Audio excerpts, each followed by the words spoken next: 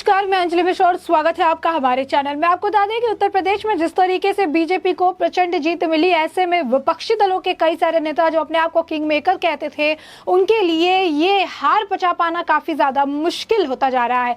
और समय के साथ ये हार का जो टिकड़ा है, कभी ईवीएम पे, कभी बैलेट पेपर पे, तो कभी किसी और चीज पर फोड़ते नजर आ रहे हैं। और ऐसे में आप बता दें कि सुहेलदेव भारतीय समाज पार्टी सुबह सपा के प्रमुख ओम प्रकाश राजभर ने एक बार फिर कहा कि चुनाव में भारतीय जनता पार्टी और बहुजन समाज पार्टी के बीच मिली भगत थी। उन्होंने ये भी आरोप लगाया कि पूर्वांचल की 122 सीटों पर भाजपा ने बसपा से टिकट तय किए। उन्होंने आगे कहा कि सपा गठबंधन के साथ इस चुनाव में 6 सीटें जीतने वाले सुबह सपा प्रमुख ने कहा कि उनके पास सबूत भी है इस बात का। उन्होंने कांग्रेस पर भी भाजपा की मदद करने का बड़ा आरोप लगाया। ओपी राजभर ने न्यूज एजेंसी से बात करते हुए कहा कि पूर्वांचल की 122 सीटें ऐसी हैं जिन पर बीजेपी दफ्तर में बैठकर प्रत्याशी तय किए गए और सिंबल बसपा ऑफिस से दिए गए। मैं इसके लिए सबूत दे सकता हूं। जो पार्टियां 4 बार सत्ता में रही, चाहे वो बसपा हो चाहे वो कांग्रेस हो, बीजेपी का समर्थन उन्होंने किया है। उनके वोट कहाँ गए हैं, ये एक बड़ा सवाल है। ओपी राजभर ने इसे लेकर आगे कहा, उन्होंने कहा कि हमने इस बार विधानसभा वॉर की समीक्षा करने का फैसला किया है। कमियां बताने वाली उन रिपोर्ट्स के आधार पर हम उस पर काम करने की कोशिश करने वाले हैं। दूसरी बात यह कि बसपा और भाजपा का मेल हो गया है, जो यूपी में बड़ा खेल हो गया है।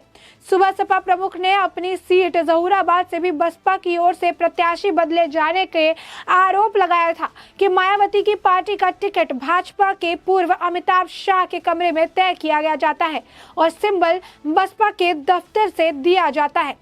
वही 2017 में भाजपा के साथ चुनाव लड़कर योगी सरकार में मंत्री बने राजभर के बाद में अपनी राहें अलग कर ली थी और इस चुनाव में सपा गठबंधन के साथ वो चुनाव लड़ते नजर आ रहे थे।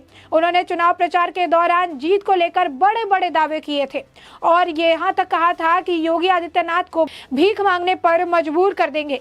योगी को गोरखपुर और मोदी शाह को गुजरात भेज देने की भी बात कही थी। हालांकि चुनावी नतीजे आने के बाद उन्होंने कहा कि पहले चरण से ही उन्हें पता चल गया था कि सपा गठबंधन की हार होने जा रही है और ये बयान उन्होंने दिया था कि उन्हें पहले चरण से ही मालूम था कि सपा गठबंधन हार रही है, लेकिन चुनाव था तो इसी वजह से बाकी जो 7 चरण है उस चरण में वो लगातार जो है जीत के दावे करते रहे। यानी हार के बारे में पता होने के बावजूद लोगों को बेवकूफ़ बनाना, लोगों की भावनाओं से खेलना, लोगों को झूठा दिलासा देने का काम जो है ओपी राजभर करते नजर आए। यही नहीं, हार के बाद तो उन्होंने जिस जाति के दम पर वो जीत के बड़े बड़े दावे कर रहे थे, उन जातियों को भी अनपढ़ गवार जो है कहते नजर आए। अनपढ़ गवार कहा और उन्हें जो है तरह तरह की गालियाँ देते नजर आए और उनका ये कहना था कि इनके पास तो दिमाग ही नहीं है, ये इतने अनपढ़ है, इन्हें पढ़ाई का मोल ही नहीं पता, इन्हें नौकरी का महत्व नहीं पता। ये किस तरीके से गवार है कि इन्हें ये भी नहीं पता कि अस्पताल कभी गए नहीं, उन्हें ये तक नहीं पता कि अस्पताल में इलाज कराने के लिए ज़मीन बिक्री करनी पड़ती है, ज़मीन एक गिरवी रख दी जाती है।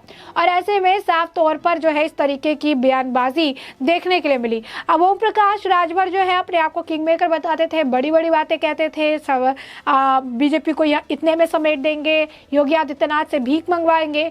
अब हालात जो है काफ़ी उनके लिए ख़राब हो चुके हैं, उनके और स्वामी प्रसाद दोनों के ही हालात ख़राब हो चुके हैं। दोनों ही अपने आप को बड़े नेता के तौर पर देखते थे। दोनों का कहना था कि हमारी तरफ से मिले वोट की वजह से बीजेपी इतनी आगे बढ़ी है, बीजेपी की सरकार बन पाई है, हमारे लोगों ने वोट दिया है, ये सारी बातें कर रहे थे और अपनी सीट को सिक्योर करने में कहीं ना कहीं पीछे छूट गए। तो साफ तौर पर यहाँ पर जो है बौखलाहट देखने के लिए मिल रही है। हार पचा पाना मुश्किल होते जा रहा है और हार का टिकरा किसके सिर पर फोड़ना है, इसे लेकर रणनीति तैयार की जा रही है और यही कारण है कि लगातार अब जो है बहाने ढूंढे जा रहे हैं। ईवीएम का पहले ड्रामा था, ओपी राजभर का ही बयान था कि बनारस में जिस तरीके से ईवीएम मिले हैं उससे हम बहुत ज़्यादा दुखी हैं। हम बनारस के जो जिला अधिकारी हैं उनके ट्रांसफ़र की मांग की थी, वरना हम वोटिंग नहीं होने देंगे। तो पहले उन्होंने पूरे तरीके से ईवीएम का ड्रामा रचा। जब ईवीएम का ड्रामा काम नहीं आया तो अब जो है दूसरे मुद्दे निकाल कर ला रहे हैं ताकि दूसरे मुद्दे को लेकर अपनी हार पर जो है किसी को दोष ठहरा सके। अब ऐसे में उत्तर प्रदेश विधानसभा चुनाव में समाजवादी पार्टी के गठबंधन में शामिल पूर्व मंत्री ओम प्रकाश राजभर के नेतृत्व वाली सुहेलदेव भारतीय समाज पार्टी यानी सुबह सपा के 6 सीटों पर जीत दर्ज की थी और सपा के गठबंधन को सुबह सपा राज्य की 18 विधानसभा सीटों पर चुनाव मैदान में थी।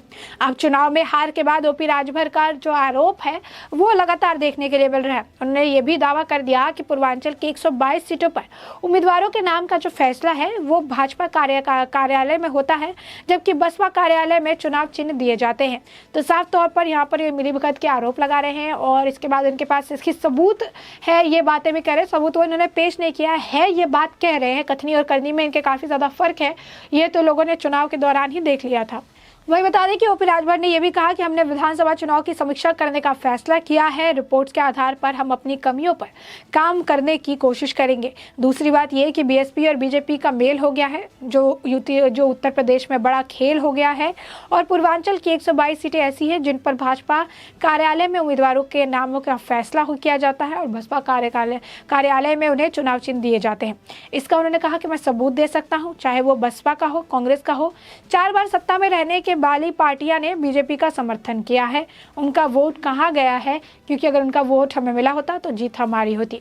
इससे पहले भी ओम प्रकाश राजभर ने कहा था कि हमने पहले चरण के बाद से ही उनकी हार का एहसास हो गया था, लेकिन उन्होंने चुप रहना चुना।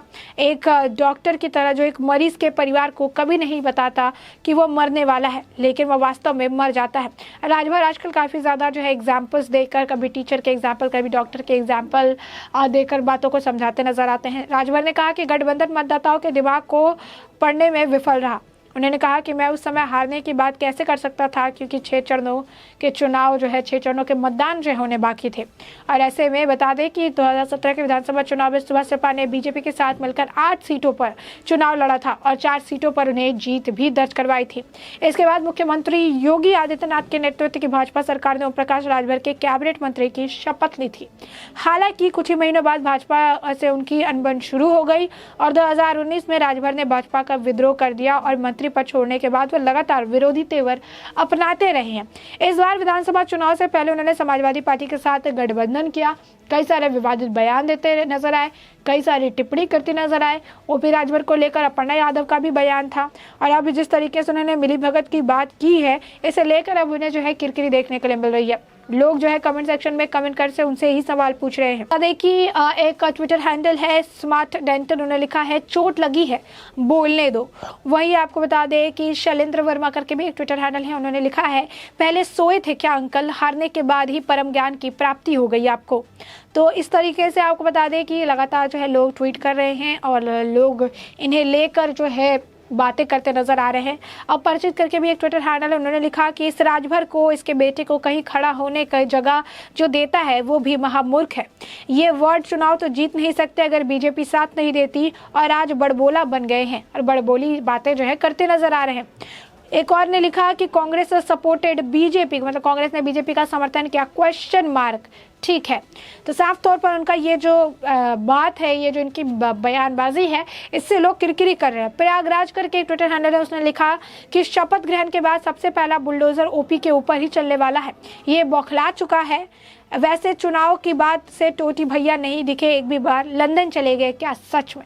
तो साफ तौर पर आप देख सकते हैं उनके इस बयानबाजी के बाद से लोगों के भी सवाल करना शुरू कर दिया है कि हार के बाद की बौखलाहट है, किस तरीके के बयान दे रहे हैं बीएसपी को लेकर और कांग्रेस को लेकर। कांग्रेस अपनी हार से अभी उभर ही नहीं पाई है, बीएसपी भी अपने हार से उभर नहीं पाई है और ओपी राजभर कांग्रेस और बीएसपी की मिलीभगत भाजपा के साथ होने की बातें कहते नजर आ रहे हैं। तो साफ तौर पर ये बयानबाजी जो है उनका चालू है और इसी तरीके से बयानबाजी वो पहले भी देते थे, अभी भी बयानबाजी दे रहे हैं। आपत्तिजनक टिप्पणी, योगी को भीख मंगवाने जैसी बात, ये सब कहते नजर आते हैं। अब जो हार का टिकरा है वो किसी के सिर पर फोड़ेंगे, तो अब बीएसपी और कांग्रेस को उन्होंने टारगेट किया है। तो ऐसे में आपने पूरा मुद्दा जाना है कि यह पूरा मुद्दा क्या है और किस तरीके से ओपी राजभर अपने हार का जो टिकरा है वो बीएसपी और कांग्रेस के सिर पर फोड़ रहे हैं। तो ऐसे में इस पर, उनके किए गए बयान पर और उनके द्वारा की गई टिप्पणी पर आपकी जो राय हो, हमें कमेंट सेक्शन में कमेंट करके जरूर बताएं।